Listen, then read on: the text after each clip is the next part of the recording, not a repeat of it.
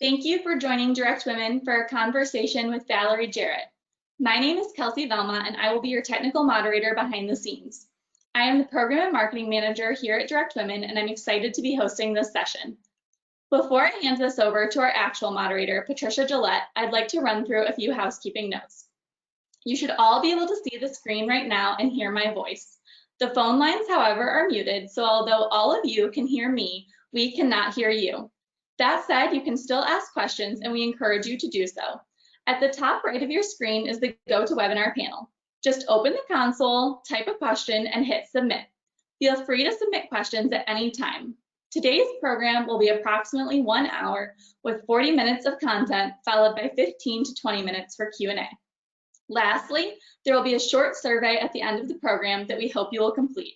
It is only 4 questions and should take no more than 2 to 3 minutes tops. With that, I would like to introduce Pat Gillette. She is a member of the DirectWomen board, as well as a nationally recognized speaker and author. Pat, the floor is yours.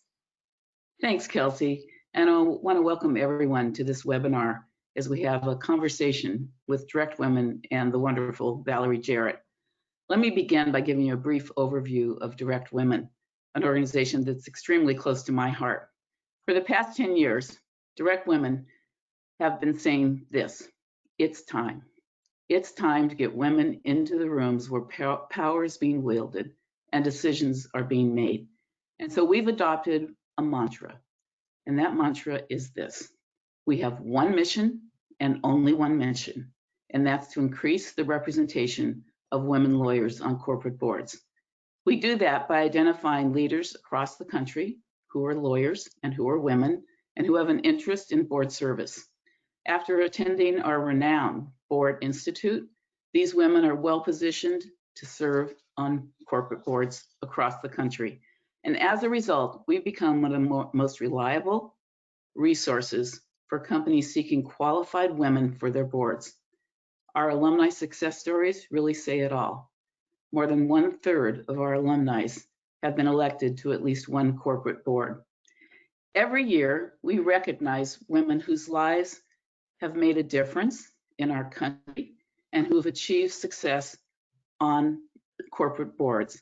And we have one of those women with us today, Valerie Jarrett, the DirectWomen Sandra Day O'Connor Board Excellence Honoree for 2021.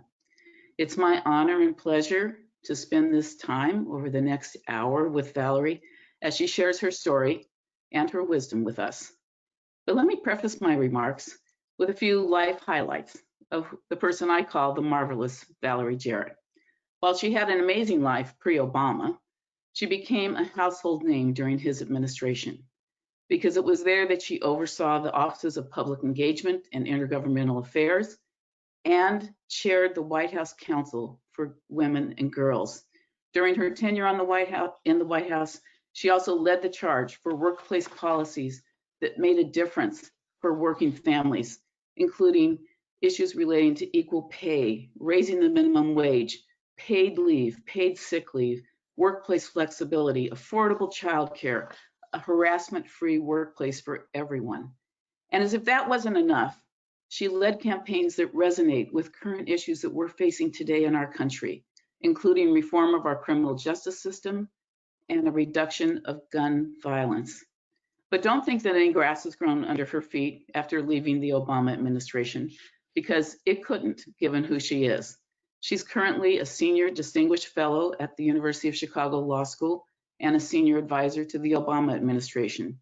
She's a board chair of a very important organization called When We Vote and co-chair of the United States of Women.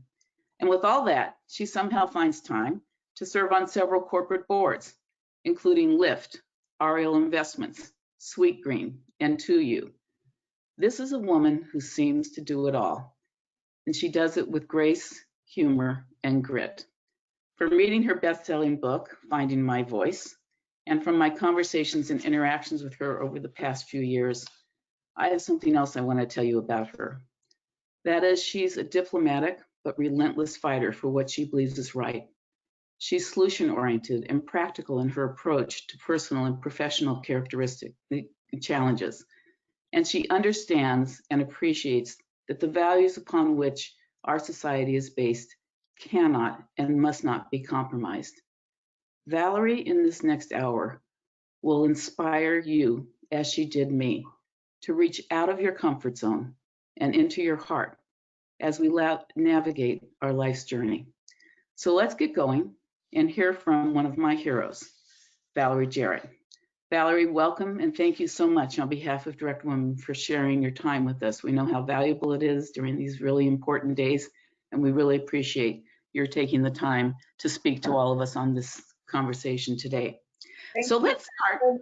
Thank you, and good afternoon, good morning, depending on where you are. I really appreciate this opportunity. So let me start with your birth. You were born in Iran and lived there with your parents, your American-born parents, for 5 years. Your parents were there, as you say in the book, because your dad, quote, needed a job, because the white hospitals weren't hiring Black doctors, which is who your dad was in the 1950s. So how much of that story did you know growing up, and how did that affect you on the way you thought about opportunities for yourself? Well, that's a good question. So just to put a finer point on it, my dad was a physician. He joined the Army after his residency, and he really wanted to go into academic medicine. And there weren't opportunities for him. And so the adventuresome spirits that my parents were went off to Iran. He helped start a new hospital at a time when the United States had really strong diplomatic ties with the government of Iran. And he chaired the Department of Pathology. I was the second baby born in the hospital that he helped create. I always say they practiced on some other poor child first. And then we lived there and we did research, which I won't go into because it is fascinating to people who are geneticists, but not necessarily anyone else. But that research got the attention of some folks at the Galton Labs at University College of London. And so after 5 years, they decided, feeling a little homesick, to start gravitating back towards the United States. Well, from the Galton Labs, he delivered a paper at some international conference. And the dean of the University of Chicago Medical Center was at the conference and offered him a tenure-track position, a job that had not been available to him 6 years earlier. And so that's what brought us back to the United States. And so growing up, my dad always told me that story because his point was sometimes the shortest distance to where you really want to go means you should take the scenic route. Get outside of your comfort zone. And when opportunity knocks, you just never know what might come. And he would not have been able to land that job at the University of Chicago had he not done really groundbreaking research in Iran. And I think living in Iran during those early years of my life gave me a perspective on the United States, which has been helpful throughout my life and certainly my career, recognizing I could walk in a room, Pat, and find something in common with anyone in the room because I grew up in those early years on a hospital compound with families of physicians from all over the world, and we spoke different languages and different cultures and backgrounds, but kids are kids. We played with one another. And so that's kind of my default expectation, if you will. It also gave me this perspective on the United States. An extraordinary country, but not the only country on earth, and that you could learn a lot outside of our own shores. And it also gave me the final thing I'd say is the appreciation for the rights and privileges that we have here in the United States, from our freedom of speech to not having to worry about what you eat and what you drink and diseases for which there were no cures. And so I think it also gave me a strong love for this country, having seen a contrast to it. And so my parents were storytellers, and throughout my life told stories about their lives growing up during Jim Crow, the civil rights movement that I experienced as a young child, and how important it was to be an advocate for change and how hard that was. And so that also certainly came in handy throughout my career. So that plays right into my second question, because it's such a great statement about the benefit of having diversity in your life from an early age. But you say in your book that you had been given freedom as a gift from birth. So even after moving to Chicago, where the laws and social customs still tried to curtail opportunities for Black people, in your mind, you were already free and no one could take that away from you. So to me, this begs the question, are you born resilient or do you learn that? Well, I think temperament is important. There are people who are just temperamentally more resilient, but I think mostly resilience you learn through experience and oftentimes through failure. I mean, there's nothing like failing at something and realizing that the world didn't come to an end, but that you actually can get back up on your feet and fight another day. It teaches you that what you can do. I think people oftentimes, and I'd say women in particular, are very afraid of failure, and it makes us risk adverse. And there's just nothing like a good splat on the floor, and then you go, oh, well, all right, I might be bleeding a little bit, but my feet still work, and I can get back up and fight another day. And so I think having parents who took risks and were resilient themselves they were great role models to me in more ways that I can count. But I also think my own life experiences of stumbling and falling and getting bullied as a child and being painfully shy and having to learn how to be a public speaker, something that I never wanted to do and now love, shows that you can grow. And that's part of the magic of life, is learning that you do get multiple chapters and you do have opportunities to learn from your mistakes and become more resilient. But if there is one characteristic that I think has helped me throughout life, it is certainly resilience. Well, it's hard to believe you ever were shy or afraid of public speaking. Oh, Pat, painfully shy. Oh my gosh. When I went to law school, this is crazy. I got called on twice the first day of law school because my maiden name was Bowman, begins with a B. I didn't think I could go back for a second day. I was mortified. And people were raising their hands, and I was trying to think about what the guy was saying, and I just felt like this is not for me. And it was not. It was about another 10 years later before I actually discovered that I could get up and speak publicly without blushing and being mortified. So what was it that sort of spurred you into that, to say, okay, I can do this? Was it just necessity? Well, it was totally out of necessity. In 1991, to fast forward, I was working for Mayor Daley, and I was his deputy chief of staff in Chicago, Mayor of Chicago. And he promoted me to be the Commissioner of Planning and Development for the city of Chicago. And I took the job not having any idea that it involved public speaking. And in fact, I tried to fire my press secretary the first week because I said, well, I don't talk to anybody, let alone the press. He said, why don't you give me another couple of weeks and see whether you still feel that way? And of course, by another couple of weeks, I'm clinging to him like my best friend because I was inundated with questions from the press. And he said wisely, if you have a message to give, then don't just do it when the press is calling you so you're reactive. You need to get out there with an affirmative message. And it was a brand new department that we had created while I was in the mayor's office. And we were trying to convince the citizens of Chicago of its worth and its value. And so really I learned how to advocate for this new baby agency of mine, which seemed a lot easier than speaking on my own behalf. So let's talk a little bit about imposter syndrome, because it's something that comes up a lot with women. And in your book, you actually reference it when you got into Stanford, saying, am I here for the right reasons? Was I picked because of affirmative action? Do I belong here? And it sounds like you had that same kind of feeling in the initial parts of your career. Do you think it's a real thing? How do you overcome it? How do you convince yourself that you're as good as other people think you are?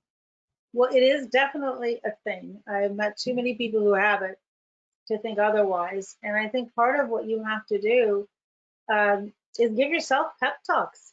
And part of the reason, and I still harbor a grudge against my high school guidance counselor, whatever his name was, who when I told him I wanted to go to Stanford, and I made up my mind my freshman year of high school that was my dream. Now, mind you, I'd never set foot on the campus, but I met a really cute guy who went there, who was older than I. And so I thought, well, that must be where I'm supposed to go. And I worked really hard in high school, and so he motivated me. And when I went to tell my guidance counselor, he said, you'll never get in there. And when somebody says something like that, part of me was, well, I want to still try. But another part of me was, well, when I did get in, maybe I didn't deserve it. And so I think, these adults that pass through your life can have profound impacts on you later.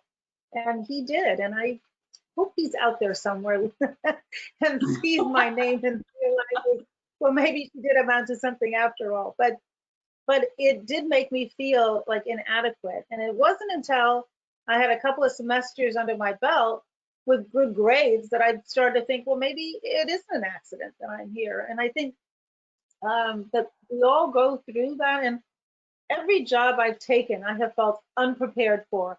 But part of that is I've had jobs that have stretched me. And I think that's also the adventure of life, is to get in a position where you're really uncomfortable and terrified, and it makes you work really hard. And that's great. Well, the first time I joined a corporate board, I remember so vividly being still shy and afraid to ask a bunch of questions. And I had a question in the first meeting, and I paused, and one of the major shareholders who was on the board, a billionaire from Chicago, asked my question. And later in the day, I actually ended up giving him a ride downtown for reasons I don't know why he didn't have a car. But anyway, I gave him a ride back to the loop. And I said, I was going to ask that question. And he said, why didn't you? And I said, I thought it was a stupid question.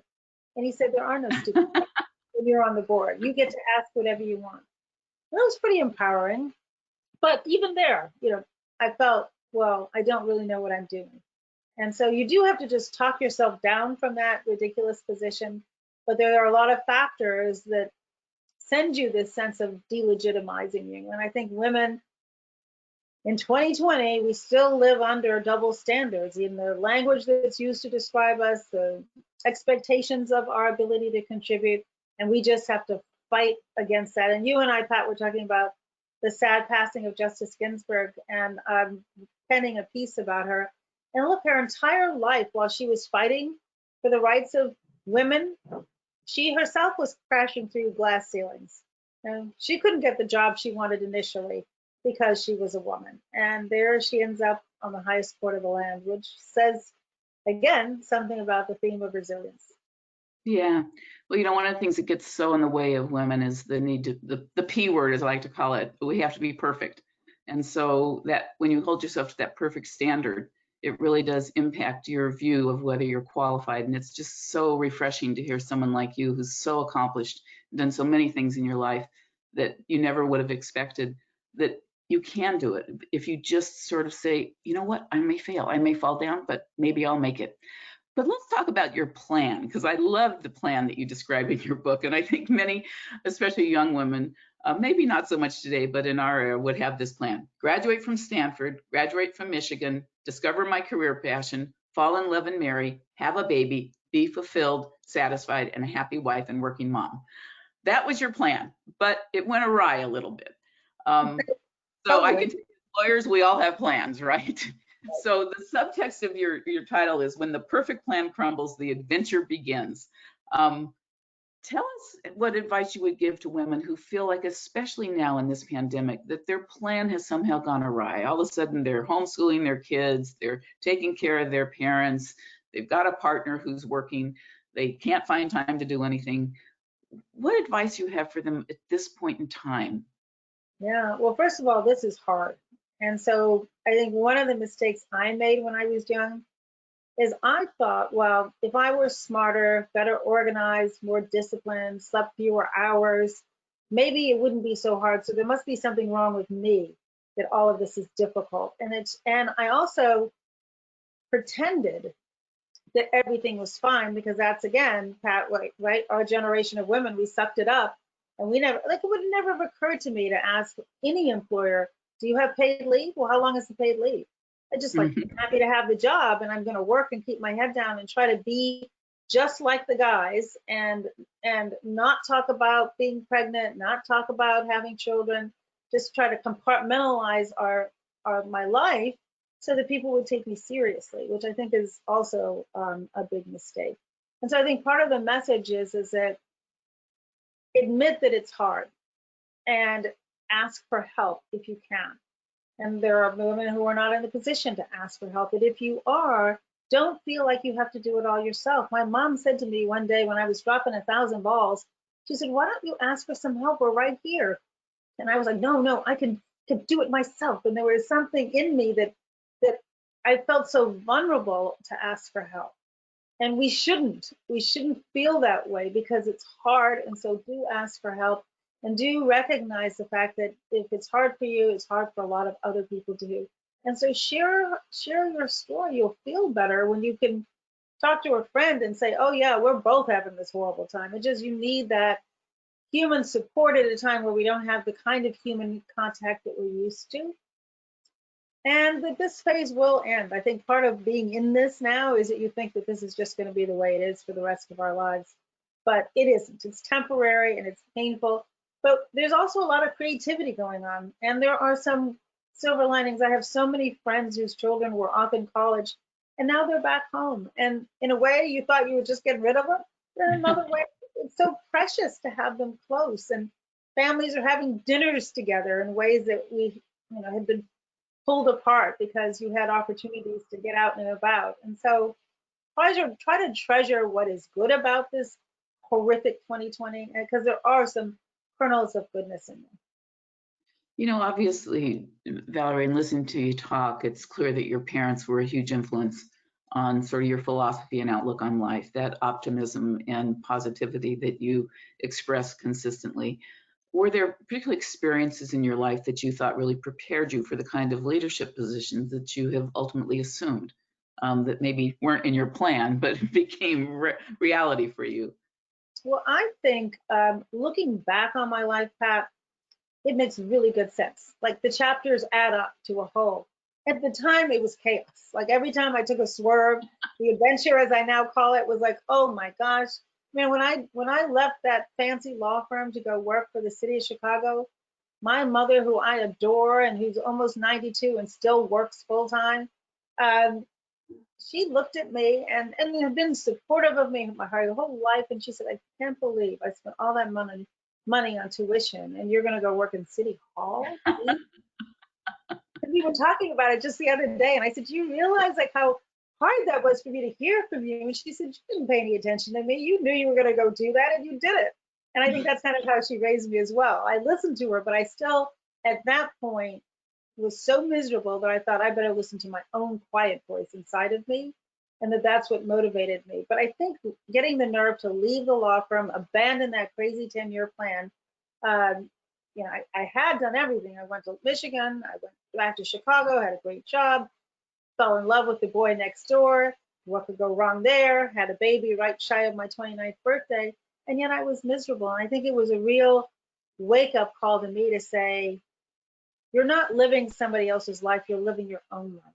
And what are you going to do to have a purposeful life? And I think having my daughter Laura is really what motivated me to both get out of a bad marriage and also swerve away from a job that was not fulfilling. And a friend of mine said to me, why don't you consider public service? You'll feel a part of something bigger and more important than yourself. And that struck a chord. I still remember where we were sitting in a restaurant when he said it to me, and I never looked back. And I think part of what we have to be mindful of, and I say this particularly for women, is life is about taking risks. And if you don't take, and I'm saying calculated risks, I could have always gone back to the law firm if it hadn't worked out. So you do need to have a plan B if plan A doesn't work. But then there's nothing wrong with plan Q and N and Z, and they don't always come along in a linear way. But each experience I've had throughout my career path, I think has prepared me for the next. And there are a lot of folks who think, well, it's far sexier to work in the White House than to work in local government. But I learned such important lessons in local government, such as learning to listen, which is part of service. And when you're in local government, you have no choice but to listen because your constituents are proximate in that they hound you at the grocery store, the dry cleaners, or I'm walking Laura through the park and they come up to me and it's 24/7 and it's as it should be. And that experience with seeing how people feel about their government, when I was in the mayor's office, I used to have to go out, and when people showed up to see the mayor, they didn't get the mayor, but they got me. And believe me, it was a consolation prize. But my job was to go out there and hear why they were so angry that they came down to City Hall and solve their problem. And I think oftentimes when people are in the federal government, they are so removed from their constituents that they lose sight, they lose their way, they forget why they're there. And so who had known that when I was working in local government, I might one day work in the White House? That was not my plan either, but it sure prepared me for it. Well, it's such an inspiration to see your career and how it went, from this grand plan to something that was completely unexpected and yet so completely successful. So let's turn to some board questions, because some of the people on this call are very interested in either serving on a board or helping others serve on board, which is part of our mission to not only think about yourself, but think about women who might be capable and interested in serving on boards. So you sit on the boards of Lyft, Sweetgreen, 2U, and Ariel Investments. And obviously you're high profile, and that may be part of the reason besides your amazing qualifications.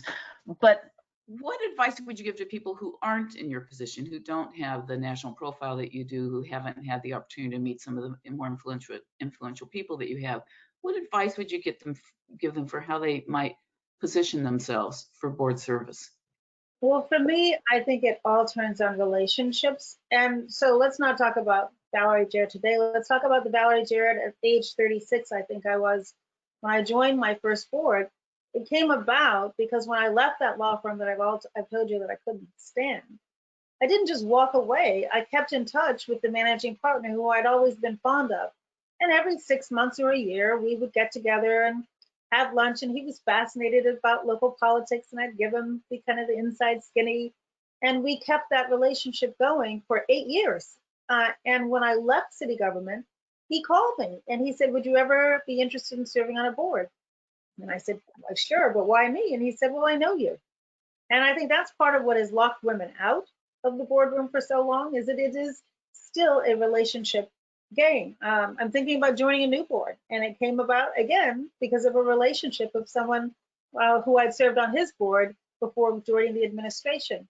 And I think building those relationships early in your career, you just never know when they're going to materialize. And then you also have to say, "I'm interested." This person who called me a few weeks ago was looking for a new board person. And I said, "Well, what about me?" And he said, "Well, it never occurred to me that you would be interested, because the boards that I've joined since I left the administration have been smaller companies where I thought I could get in there and make a difference, and frankly, shied away from big name boards for fear of like the Trump administration making a to-do out of it or something." And so I've been very kind of under the radar. But his thought was, "Well, it just never occurred to me." And if I hadn't said, "No, I'm interested now," then I wouldn't be in the mix. And so I think building relationships, casting a broad net, letting people know that you're interested is the foundation that I would do earlier in your career than you might think you would to be ready to move to a board. And then once you are ready, you just got to network and get the word out there. So let's talk a little bit about that and explore that a little bit further, because self-promotion, which is somewhat of what we're talking about, saying "what about me," is hard for a lot of women. It's hard for us to ask, it's hard for us to brag about ourselves, and when we do, we sometimes get criticized for it. So what kind of advice would you give women for how they can go about that? I mean, should we play the game? Should we be deferential and demure in describing ourselves, or should we be more bold, or does it depend on the person? What do you think? Well, I say go bold or go home. I mean, look, why we think it's unseemly. Have you ever seen a man who didn't self-promote? I mean, it's unusual, right? So now I do think, though, there is a double standard in how we do it. So that you've heard women, I mean, recently, for example, I've been on a rampage, and not to get into politics, but I'll get into politics for 2 seconds. So there have been a lot of kind of racist and sexist tropes directed towards Senator Harris, the vice presidential nominee. But the one that really got under my paw is when people said, "Well, she's ambitious." Well, you tell me a vice president of the United States who didn't want to be president. You tell me anybody who's been in consideration to be the vice president who wasn't ambitious. So why is it now suddenly a bad word when there's a woman involved? And so that we still, we're still dealing with the vestiges of that. And a group of women around the country, we actually got together and wrote a letter to the media before Senator Harris was even selected to say, give whoever the nominee is a level playing field. Do not have a double standard. Watch your language. We wanted to kind of check the media before there was even a name associated with it, because we knew what to expect. And checking the media, we're trying to check everybody else as well. And so we're still on a relentless drive to do that. Having said all of that, I think you have to be willing to put your hand up and say, put me in, coach. And what's the worst thing that's going to happen? Someone's going to say no. And then you're going to say, well, what do you think I need to do to be better prepared to be in the mix? And hopefully they'll tell you. And then go do that. And so I think fear of rejection is one of the emotions that we have to conquer. Because if you don't ask, you're certainly not going to get it. And so what if you get rejected? I've been rejected from a bunch of stuff. Who cares? And right? I mean, we have to get over that. And I'm saying it in a kind of a funny way, but I know how hard it is because I know how I felt when I didn't get what I set out for. But I think we cannot be shy about asking. And we also have to recognize, and I alluded to this, Pat, but it's not just enough to be competent and do a good job and be the consummate professional. That's all like a given. People have to want to be around you. I mean, that's one of the ways you get on a board. And I'm not saying like you have to play golf. I don't play golf. You don't have to be like one of the guys and put up with, you know, sexist jokes. I stopped doing that about 30 years ago. I did it enough. And then I was like, that's enough. You can be yourself, but you have to be someone where they say, I'm going to be spending hours a day with that person, quarterly or whatever. I want to enjoy the person. I want them to be a real human being. And I say, bring your full self to the conversation and let people know who you are. And sometimes that means being a little bit more vulnerable than you might be comfortable. But I have never regretted like being open with people about my life and my story. And it's what will lure them in and make them want to be helpful to you. It's all relationships. In your experience on boards, have you found that you tend to hang out more with the women than the men? Or do you see yourself as being able to bridge the gap between the genders to the extent there is one?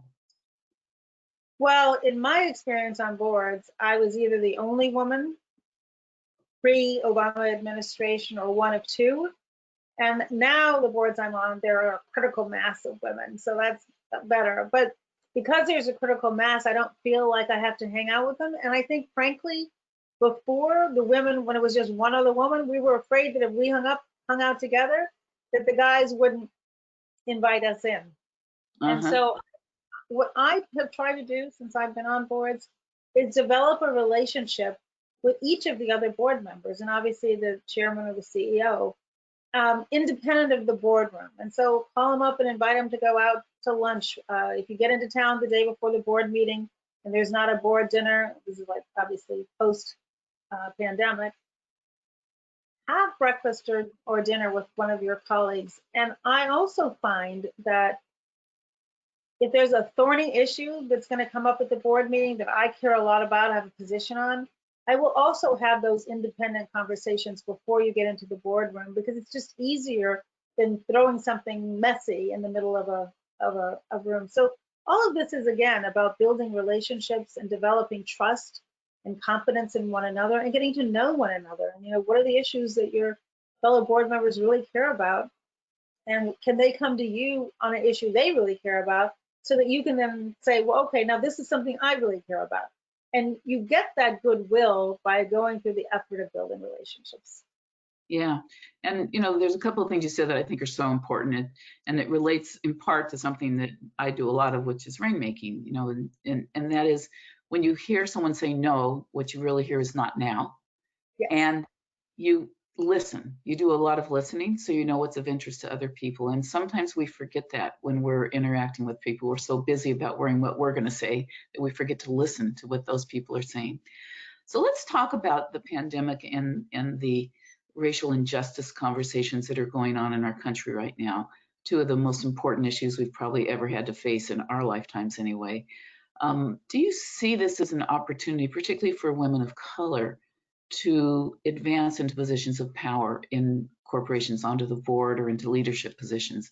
And if so, how do you do that? Yes. And judging from the phone calls I've been receiving over the last couple of months, absolutely. I think that the business community writ large is challenging itself to say, what role should we be playing in this time of great racial strife and conflict? I think it's been heartening to me and leaves me with a degree of optimism to see peaceful, mostly peaceful demonstrations in all 50 states, people of all ages, backgrounds, races, coming together and saying Black Lives Matter. I think the death of George Floyd, which was so painful to watch, captured by a 17-year-old Black woman who had the wherewithal to hold her camera steady during what was probably the most traumatic experience of her lifetime, just startled our country into a realization that this is not just a problem within the police department, but that there's simply a microcosm of society and that there is systemic racism. And some of it is through unconscious bias and some of it is through deliberate behavior. And I think the corporate world is saying to itself, we need to do better. And the best way to start doing better is what you just said, Pat, listen. And I have had countless conversations with CEOs who have been doing focus groups with their affinity groups, people of color, to say, what is our culture here? And is it one where you can thrive? And the feedback that they've been getting in many cases is honest and critical. And so then the question is, well, what are you going to do about it? And so I think part of the answer to what are you going to do about it is to make sure that from the top down in the organization, you have people that reflect the marketplace in which you're trying to do business. And if you are a global company today, it's just irresponsible to half your board should be women. We're half the population. Why isn't it half the board? You should have people of color, and you will, and not because it's the right thing to do, though it is, but because it's actually good for business. And the good news is that there are countless studies that are now showing that diversity is a strength. It does give you a competitive advantage. And the question then becomes, how do you build an inclusive culture? And if you want to build an inclusive culture, why don't you start in the boardroom and make sure that you have women, that you have Black people, that you have Black women, it's a twofer there for you, who can talk to you honestly about how to make more inclusive decisions, better decisions, see around corners that perhaps you won't see around if you only are surrounded by people who look just like you and have shared your life experiences. And so, yes, I do think right now a lot of companies know that they're going to be criticized if they don't have diverse representation on their board, and they're scurrying about looking for people. And so this is a really good time to put up your hand. So let me ask you something though. Do you think there should be systemic changes in the way board members are selected? So, in California, we have legislation that promotes the idea and maybe requires the idea that you have to have 30% of your board be women and minorities. Do you think that's something that should be adopted widely, or does it feel too much like we're forcing the question? Well, I think it's too soon to say, and I'm glad California did it because in a sense it'll be a test case. Let's see. I mean, one of the things you don't want is to simply be invited on the board to check a box. And that is the downside to the quota is that people are looking around, well, where's a Black person? Where's a woman? As opposed to, let's go find a woman or a person of color who has the qualities that we need on this board. That's to me the way they should put it. And I always ask people, well, why me? Why are you interested in me? What is the hole on your board you think I could fill? And if somebody says, well, we're looking for a diverse candidate, well, then you know what? That's not for me. What else is it that you're looking for? That should be the icing on the cake, but I think you want to make sure that they are recognizing the value you bring to the table. And another strategy that I employ that a very wise soul suggested to me is like, when you get on a board, serve on the audit committee. First of all, you learn a lot about the company. But second of all, the older white gentlemen who serve on the board value the audit committee. Master that. And when you master that, it's a lot easier then to raise questions that might be in your sweet spot, like what is the culture here for, and why are women not moving up in the organization with the speed with which they should? Why are people of color not advancing? If you care about those issues, it's easier to raise them once you have excelled at something that they value. Oh, a really important message. That's terrific. So let me ask you this. I'm sure in your life experiences, you faced both intentional and unconscious bias, both as a minority and as a woman. But on these boards on which you serve, not necessarily naming any boards, but in your board experience, have you had to face intentional or implicit bias? And how have you dealt with those situations? What's your advice to women who feel like they're being put in a particular position because of who they are and what they look like on a board? Yeah, well, so I've been pretty lucky on the boards that I've joined, and I would encourage everyone, look, let's not be so busy selling ourselves that we forget we're a buyer as well.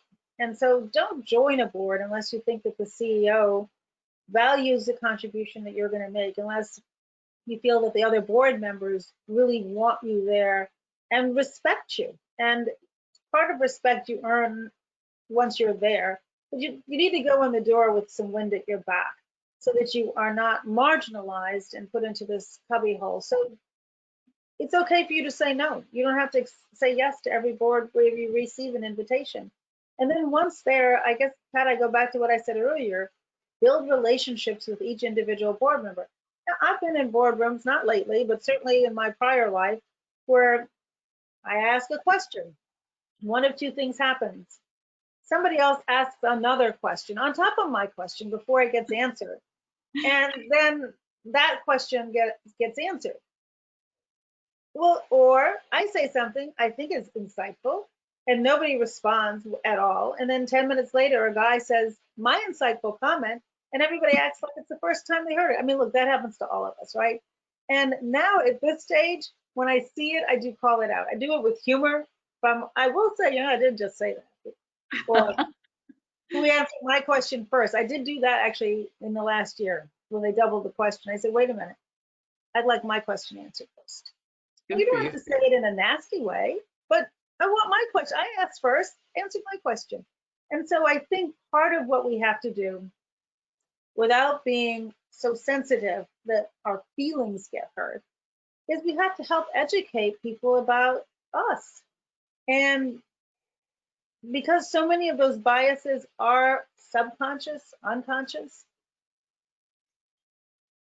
it's not like they're intentionally trying to hurt you or marginalize you, and they won't know they're doing it unless you tell them. Now, I wouldn't do it in the middle of a meeting in a way that is embarrassing, because that's not good for the culture either. But it's okay to pull somebody aside afterwards and say, look, this is what just happened. And I wouldn't do that to you. Don't do that to me. Yeah, that's so important. And the one, well, there's many things that may be silver linings that's coming out of the national discussion we're having, but one of them is that people feel like they can now speak up and that they should, even if they don't feel permitted, they feel it's necessary. And that's a lesson we all have to take from this time. And know that it's hard. Nobody said this is easy. None of this stuff is easy. It's uncomfortable. No, I mean, we are so in this country afraid to talk about issues of race or gender discrimination. It makes us awkward. But we have to help people understand if we want them to grow. And it might be irritating, like, why do I have to do this? It's 2020. Well, you know what? Because that's how it is. Yeah. And let's all do our part so that our children have an easier way to go than we or our parents had. Yeah. So let me ask you one other question before we go to questions, and then I'm going to have a question for you at the very end. And that is, do you think that corporate boards, given what we've just been talking about, should be addressing the issue of racial injustice? And if so, how do they do that? What role can boards play in addressing those really significant issues that have finally really come to the forefront of our national discussion? Yes, I do think they should, and in a number of ways, Pat. So first of all, the good news is I just was reading a study last week, I think Edelman produced it, that showed that some large number of the American people want corporations to get in the mix here. They want their voice in the mix, to be good corporate citizens and to push the levers of justice more fairly. And it can take a variety of different strategies. The first one is get your own house in order. I say that politely to the business community. Before you start pointing your finger at the local police department, what are you doing to create a culture that's inclusive? Now, what kind of practices and policies and culture is in your company that creates these ladders of opportunity for people who have been too traditionally discriminated against? And so I do think, and that's the opportunity to start from the top by making it a more inclusive board, but that it has to permeate the organization. So that's one thing, get your own house in order. The second is that, and this is the silver lining as well, the younger generation, Pat, your boys and my daughter, they are much more likely to shop their values and to want to work in places that are consistent with their values, overwhelmingly more so than our generation. And so it's an enlightened business that recognizes, oh, people want me to speak up. They want me to be the kind of company where the values are clear, the progressive sense of we're all in this together. And so therefore, it's not going out on a limb to speak up in this environment.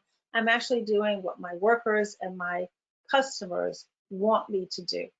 And I will have a more productive workforce, and I will drive business if I have a voice of reason in this situation. And so it's a real opportunity for the first time to see that the polling is showing that the American people really want to grapple with this issue.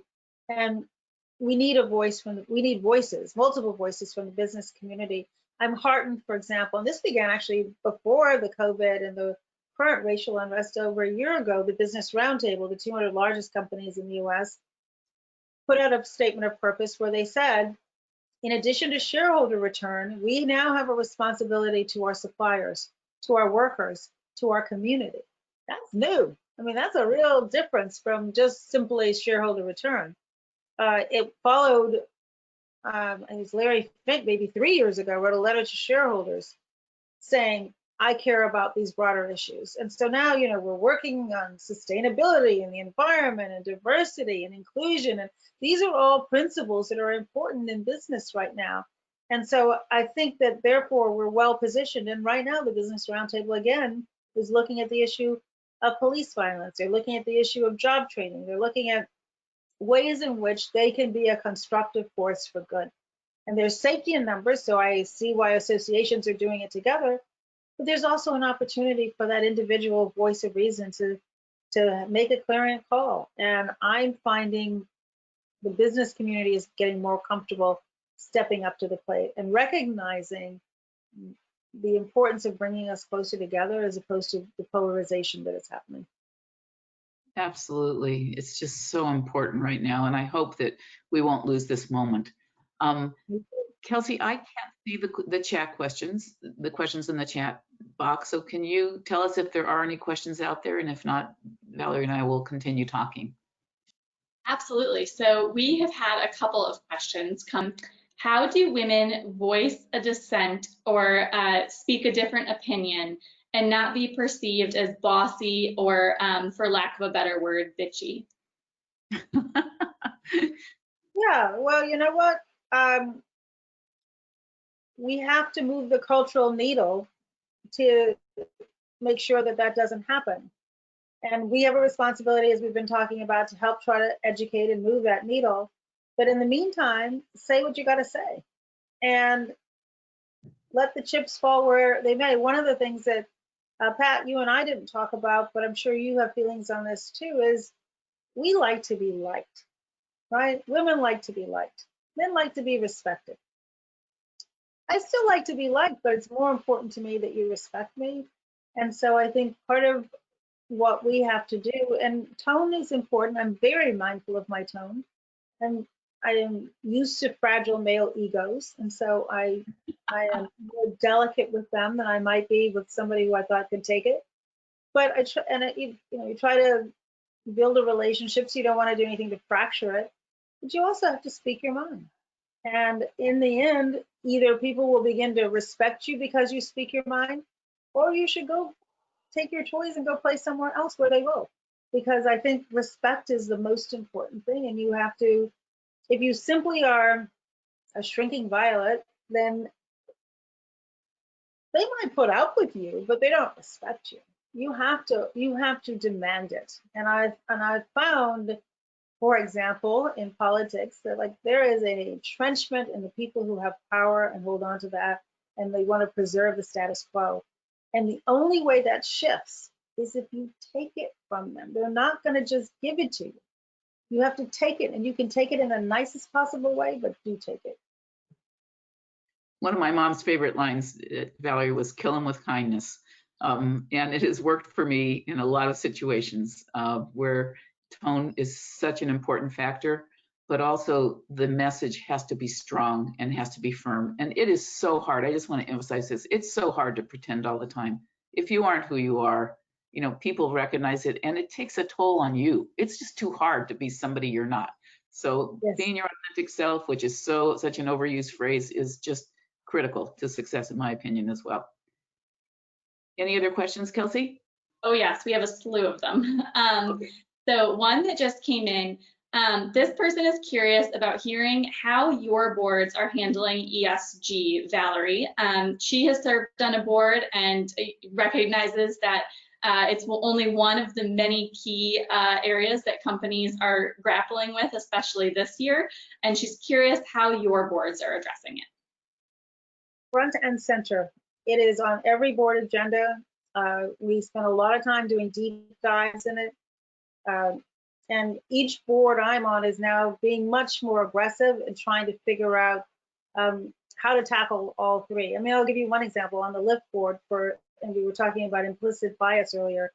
Every person at Lyft who is in a hiring position has to go through implicit bias training first. Why? Because we all have them. And we realized, well, we're putting people in the hiring position, and if they are imposing their biases on the marketplace, well, then how are we going to achieve our goals in terms of diversity and building an inclusive culture? And so I am heartened to see the level of commitment and engagement on the boards that I'm on, as well as other boards where I've spoken with the CEOs. So yes, we are in the middle of a pandemic. Yes, there are a lot of challenges that are facing business today. But I think the encouraging sign is that they know they have to get this right because the marketplace is going to demand it and their workers are going to demand it. Kelsey, why don't you give us one more question and then we'll wrap up. All right, sounds great. So this person says, in their opinion, it seems like the most important industries to promote change are politics, entertainment, and the tech industries. What do you think each of those industries are doing or should be doing as it relates to their responsibility to promote change? Well, speak up. And I think a lot of them are. I mean, I think what we're seeing with athletes who have traditionally kind of shied away from politics, not all, but mostly, are now beginning to take positions quite publicly. And from supporting Black Lives Matter to supporting voting, to getting people encouraged about their responsibilities to not just demonstrate, but to actually show up in the polls. Pat mentioned I chair the board of When We All Vote. It's a nonpartisan effort to change the culture in our country around voting, and we are using celebrities and athletes and the business community and mayors and high schools and colleges and universities, casting a broad net to try to get everyone engaged in the changing our culture around voting. 100 million Americans didn't vote in the last presidential election. Well, democracy counts on civic engagement, and the most fundamental responsibility is to vote. And so, and to do this activity in a nonpartisan way allows us to reach a lot more people than we would if we were simply doing it from the Democratic or the Republican Party. And we're starting meeting people where they are. Evidence shows if you start voting your first year first year you're eligible, the chances of you becoming a lifelong voter go up dramatically. And right now, disproportionately young people don't vote. So I think those influential voices that you mentioned should be engaged. They should be finding an authentic way of using their voice in a way where they are passionate. I saw Doc Rivers not long ago. Some of you may know him as a coach for the Clippers. And he said, look, I'm supposed to just be a coach. But as a Black person in America, I find it amazing that I love a country that doesn't love me back.